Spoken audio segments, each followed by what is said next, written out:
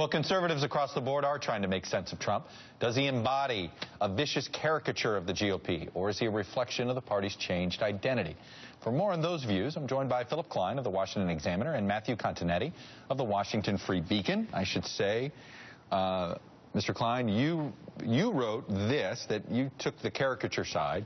You said, in Trump, liberals have finally found a Republican candidate who embodies everything they've been saying about the party's voters all along. This has delighted liberals who now feel vindicated, and it has rankled establishment Republicans and professional conservatives. And Mr. Continetti, your thesis, I think we boiled it down to this way: political parties are not static. A party is a reflection of its membership, and when the identities or character of that membership is altered, the party is too. The clearest sign that such a transformation has occurred is the selection of a party's nominee. So I guess the question is, you guys sort of don't agree here. Is he a reflection of the party or not? Well, I think that what I was getting at is sort of the caricature that liberals have had, is that basically every Republican victory is rooted in some sort of combination of white resentment, which is kind of bizarre to those conservatives who came of age well after the Civil Rights Movement and were more attracted to conservatism and the Republican Party because of a belief in limited government and lower taxes. Well, you were children of Reagan. Yes, the exactly. Optimistic way of looking at conservatism. Yeah, and so in Trump, they have someone who's coming out, and he has a candidacy that so far has been bookended by talking about Mexicans being rapists and talking about excluding Muslim immigrants from entering the U.S. And clearly, on all the sort of litmus test issues, he's not a conservative, whether it's taxes, health care, abortion, etc. And so if he wins, it would give more credence to that sort of view that this sort of Republican is more dominant within the party. So it feels like Phil's trying to make the case that, no, he's not a real Republican. You're potentially arguing that, well, what if he is? What if the Republican Party's changed, right? Right. I mean, I think it's entirely possible to be both caricature and the vessel of some real trends in the Republican Party and in the country nationally. And so I agree with Phil. I've written this before. I mean, if you were to sit liberals in a room and ask, who is the person who most represents everything you fear and hate about conservatives, you would come up with Donald Trump. Old, white, billionaire, you know, nativist, protectionist.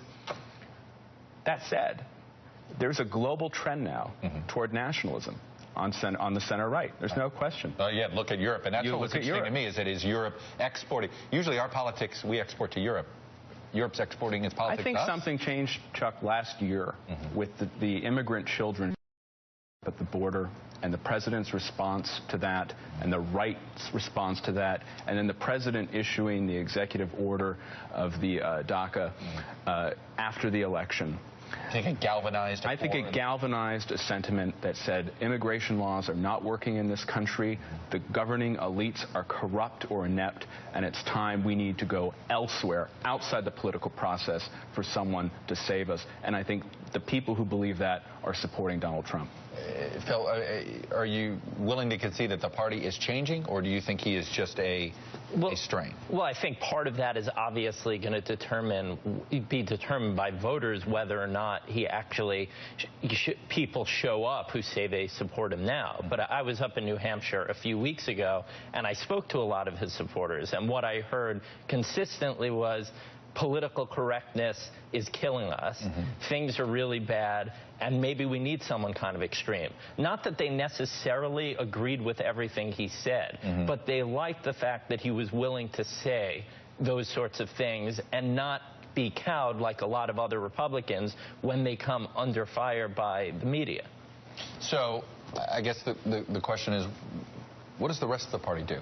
Because it seems, you know, you talk to folks, look, we just heard a very, like I said, it was an incredibly honest way for Jeff Flake to respond to my question about, will you support him? And he says, I'm not going to say it, and here's why. Like, it was sort of refreshing to hear that. But that is the fear here. I've talked to some Republican strategists who say they can't win the general election without Trump's voters.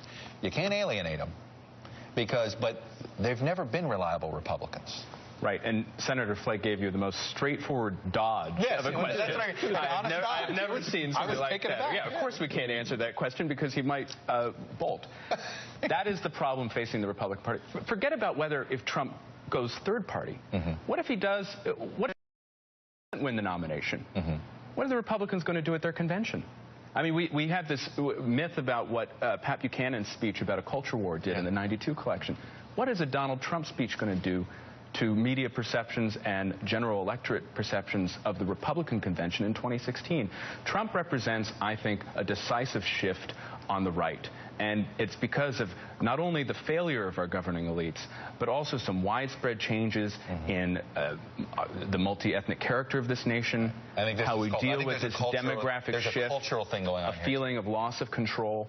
And the Republican Party has only begun to grapple with this. Is this a fight to define what a conservative is, too? I think it's more a fight to define what a Republican is. I think that Trump isn't really running as a conservative. And in my piece, I make a distinction between the Republican establishment, the sort of national party that's trying to get Republicans elected, and professional conservatives, who are the conservative commentators, the policy professionals, activist groups. Heritage, right. All of them. They don't think of Trump as a conservative, and Trump isn't really running as a conservative or attempting to. He's got a third way. Yeah. Well, it'll be interesting. Phil Klein, Matthew Continetti. On a day that a plethora of great stuff to read. You two had good stuff to read. I hope folks check it out.